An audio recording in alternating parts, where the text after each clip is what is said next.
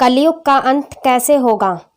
जब से दुनिया में पाप बढ़ने लगे हैं, हर कोई एक ही सवाल कर रहा है, आखिर ये कलयुग का अंत कब होगा और कैसे होगा?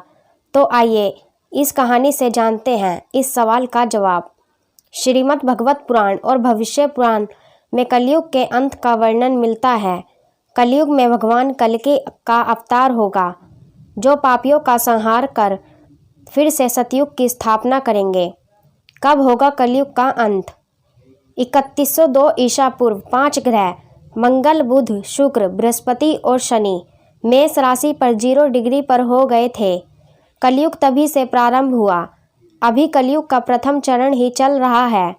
हमारे पुराण में कलयुग की अवधि और ये समाप्त कैसे होगा, इसका व्यापक वर्णन किया हुआ है। कलयुग की अवधि 1200 दिव्य वर्ष बताई गई है। मनुष्य का 1 महीना पितरों के 1 दिन रात के बराबर होता है। वही मनुष्य का 1 वर्ष देवता के 1 दिन रात के बराबर और मनुष्य के 30 वर्ष देवता के सिर्फ 1 महीने के बराबर होते हैं। कलयुग की अवधि 1200 दिव्य वर्ष बताई गई है। इस हिसाब से कलयुग का काल 4,32,000 साल लंबा चलेगा। इसका मतलब है कि कलयुग के अभी 3102 जमा 2023 यानी कि 5125 वर्ष बीत चुके हैं और 4,26,875 वर्ष अभी तक बाकी हैं। मनुष्य के 8,84,000 वर्ष का 24 वर्ष अर्थात एक द्वापर युग के बराबर होते हैं। तो वहीं त्रेता युग 3600 दिव्य वर्ष का होता है, जिसमें मनुष्य की अवधि के 12,96,000 वर्ष आते हैं। कलयुग बाकी सभी युगों से छोटा युग है। यहाँ एक द्वापर युग में 2400 दिव्य वर्ष या फिर 8,64,000 मनुष्य के वर्ष आते हैं। इसी क्रम में एक सतयुग 4800 दिव्य वर्ष का होता है, जो मनुष्य के हिसाब से 17,28,000 वर्षों के बराबर है। इन सबका कुल योग 12,000 दिव्य वर्ष होता है, जो मनुष्य के हिसाब से 43,20,000 वर्षों के बराबर है। इन सबको मिलाकर एक महायुग बनता है। दोस्तों आइए अब जानते हैं कि कलयुग के अंत में क्या क्या होगा। क्या होगा कलयुग के अंत में? सबसे पहले तो ये होगा कि मनुष्य की औसत आयु 20 वर्ष रह जाएगी। 5 वर्ष की छोटी उम्र में स्त्री गर्भवती हो जाया करेगी। 16 वर्ष में मनुष्य वृद्ध हो जाएंगे और 20 वर्ष की आयु में ही मृत्यु को प्राप्त हो जाएंगे।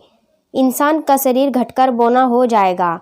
ब्रह्म वैवर्त पुराण में बताया गया है कि कलयुग में एक ऐसा समय भी आएगा जब इंसान की उम्र बहुत कम रह जाएगी, युवावस्था समाप्त हो जाएगी। प्राणियों के शरीर छोटे छोटे और रोगग्रस्त होने लगेंगे। जिस समय भगवान कल्कि इस धरती पर अवतरित होंगे, उस समय मनुष्य की परम आयु केवल 20 या 30 वर्ष रह जाएगी। जिस समय कल्कि अवतार आएंगे, चारों वर्णों के लोग शूद्र के समान हो जाएंगे। गौ माता भी बकरियों की तरह छोटी छोटी और कम दूध देने वाली हो जाएगी। कलयुग के अंत में संसार की एक ऐसी दशा होगी कि अनाज नहीं उगेगा। लोग मछली मांस ही खाएंगे और भेड़ बकरियों का दूध पिएंगे। गाय तो दिखना भी बंद हो जाएगी, होगी भी तो बकरी के समान, और वो दूध देना भी बंद कर देगी। एक समय ऐसा आएगा जब जमीन से अनाज उगना बंद हो जाएगा, पेड़ों पर फल नहीं लगेंगे और धीरे धीरे ये सारी चीज़ें धरती से लुप्त हो जाएंगी। कलयुग के अंत में स्त्रियां कठोर स्वभाव की और कड़वा बोलने वाली होंगी। वह पति की आज्ञा नहीं मानेंगी।